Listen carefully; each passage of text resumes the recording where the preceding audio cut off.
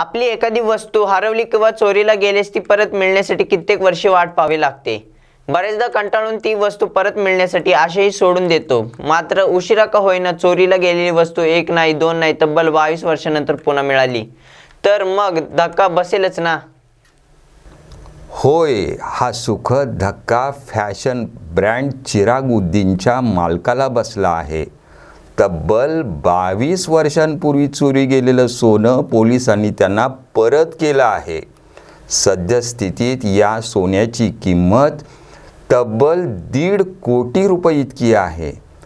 8 मे 1998 रोजी कुलाब्यातील अर्जुन दसवानींच्या घरी एका गँगनं दरोडा टाकला। आरोपींनी सिक्युरिटी गार्डला मारहाण केली आणि तिजोरीच्या चाव्या हिसकावून घेतल्या होत्या।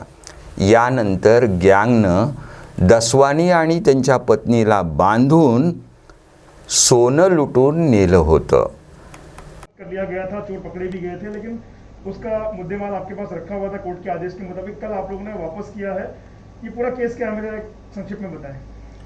सन 1998 में कुलाबा में एक हाउस रॉबरी हुई थी।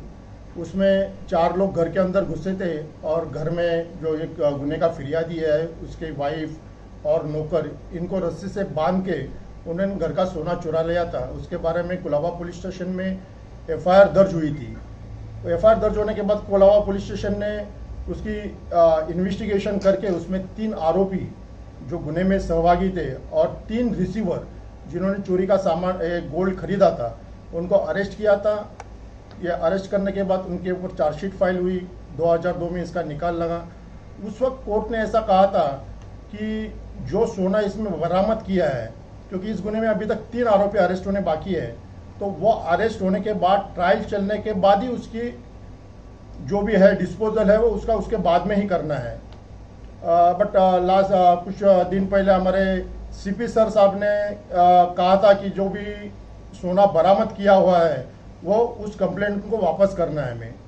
तो वो आदेश के बाद हमने कंप्लेनेंट के हेल्प से या उनकी सहायता लेके हमने कोर्ट में एक अर्जी की थी और कोर्ट को बताया था कि अभी 3 आरोपी कब अरेस्ट होंगे, उनकी ट्रायल कब चलेगी और उसके बाद में फिरियादी को उसका सोना कब मिलेगा। तो 2002 से ये पड़ा हुआ है और कई साल और आगे पड़ा रहेगा।